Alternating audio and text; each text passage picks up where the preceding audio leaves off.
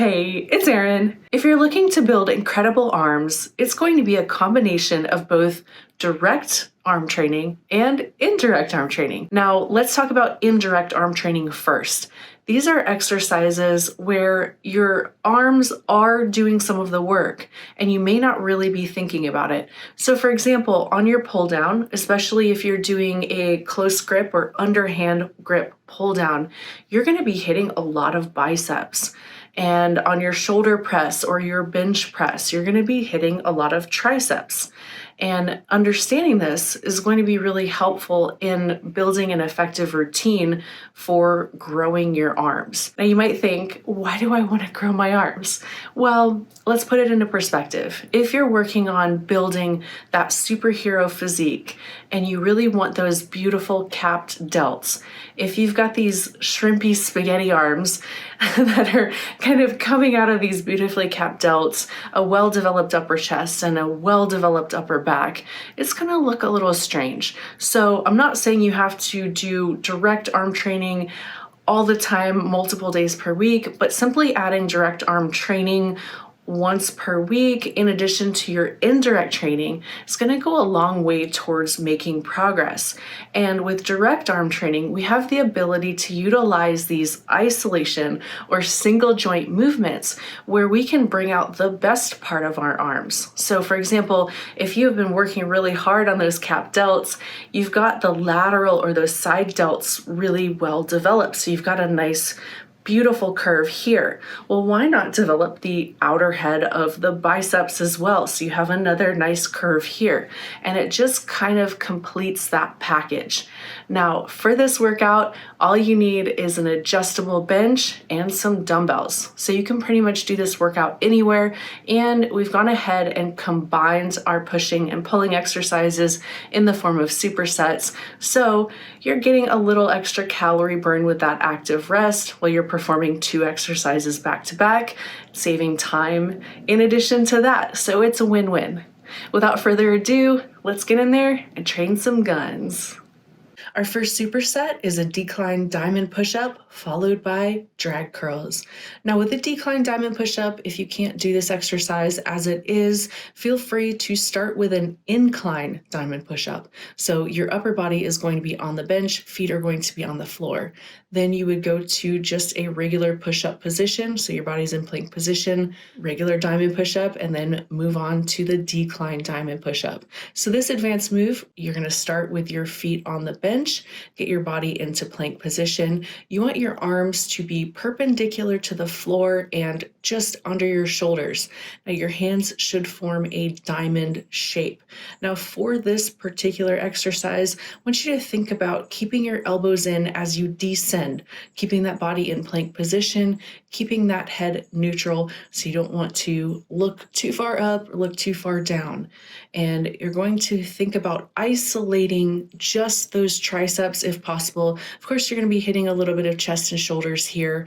You're going to go down until you're about comfortable, so your forehead is going to just about touch the floor, and then you're going to push yourself back up. And for this, I would recommend 3 sets of as many reps as you can do. And you're going to go straight into standing drag curls. Now, for the drag curl, I want you to think about that word drag. So you want to think about almost pulling the dumbbell just against your body, dragging it up the front of your body.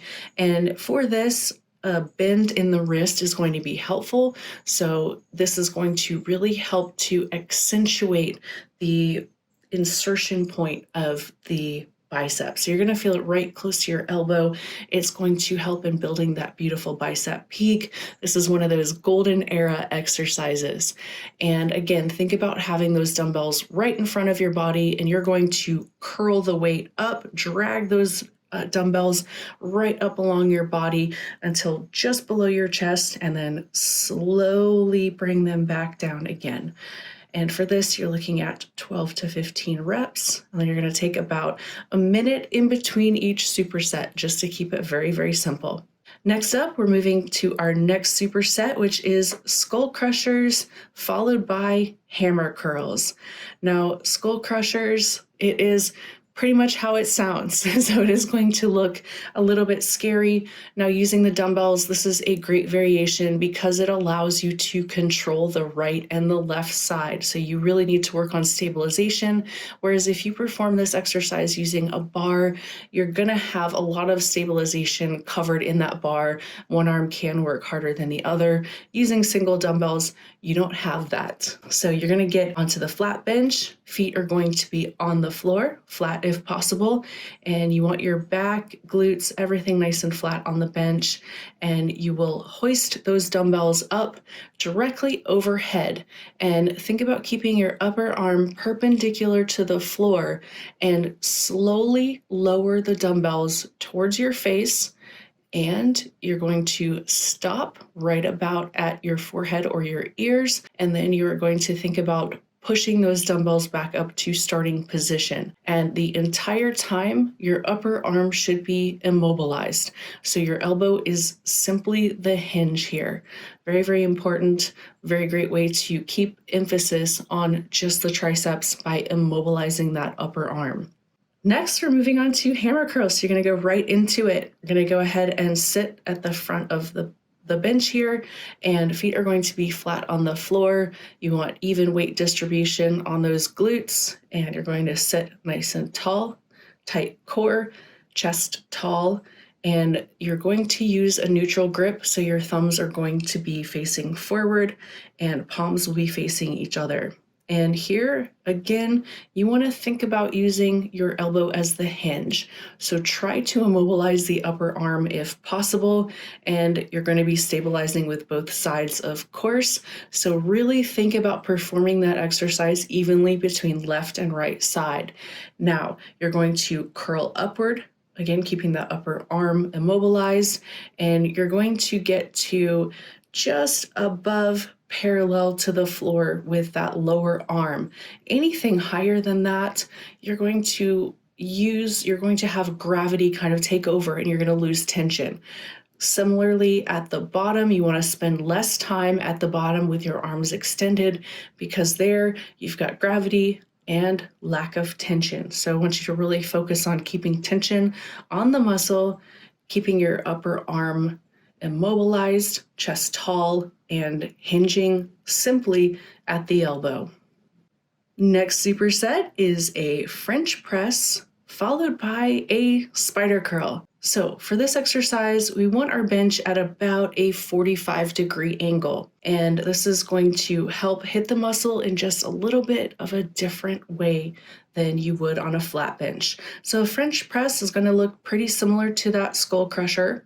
You're going to go ahead and bump those dumbbells up to where your upper arm is just about perpendicular to the floor, maybe a bit beyond. So if it feels better, you can think about extending your arms back just a little bit.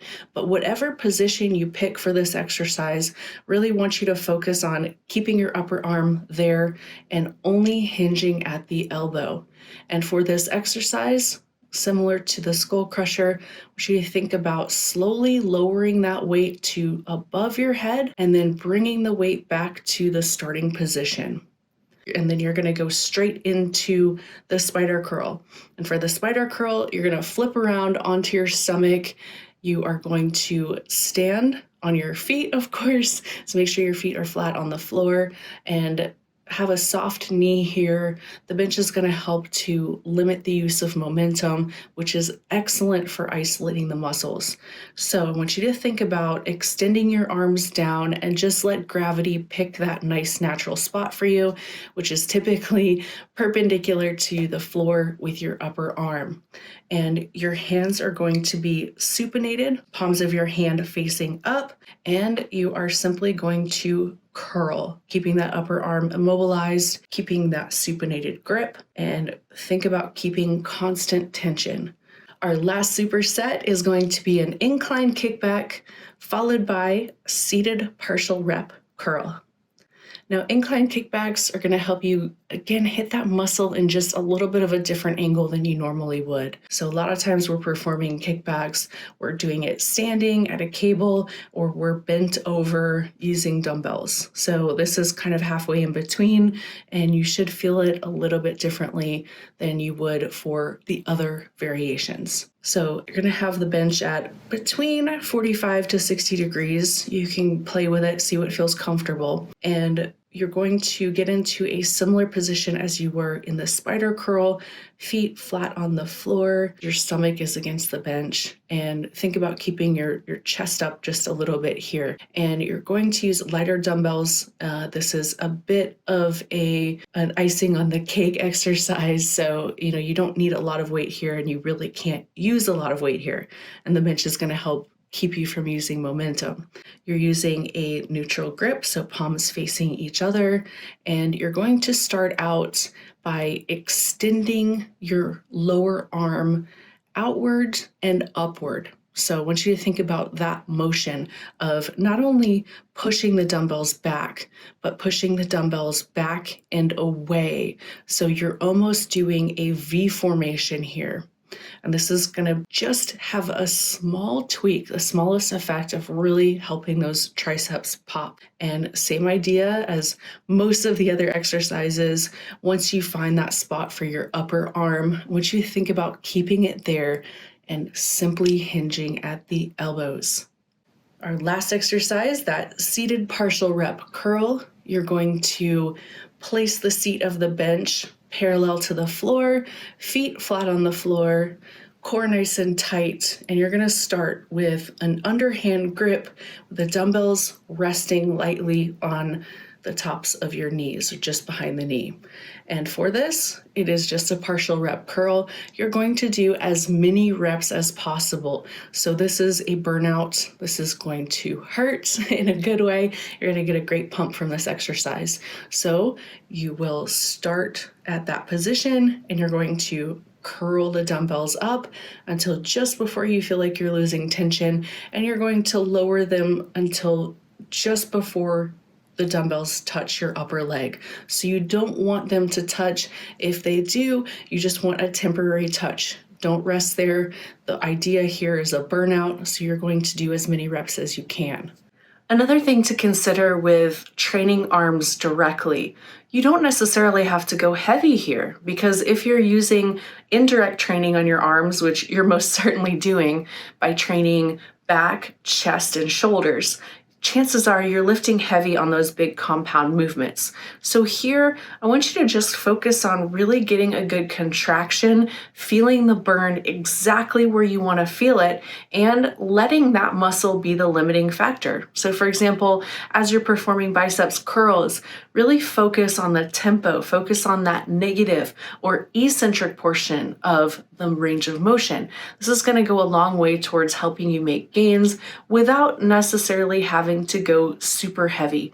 Now, when we go super heavy, there's always that chance of recruiting other muscles that we may not be wanting to grow, such as the lower back if you're using a ton of momentum, or your traps. If you're doing biceps curls, for example, you may feel like things are tensing up, and that's the first step in doing that curl, is tensing your entire body. So think about going a bit lighter and really working on that mind-muscle connection, especially on these isolation exercises where you can just focus on one arm at a time or one portion of the muscle at a time. So you can really hone in on this and really perfect mind-muscle connection while building really impressive arms. That's it for this time. Until next time, train smart, train hard, and have fun with it, y'all.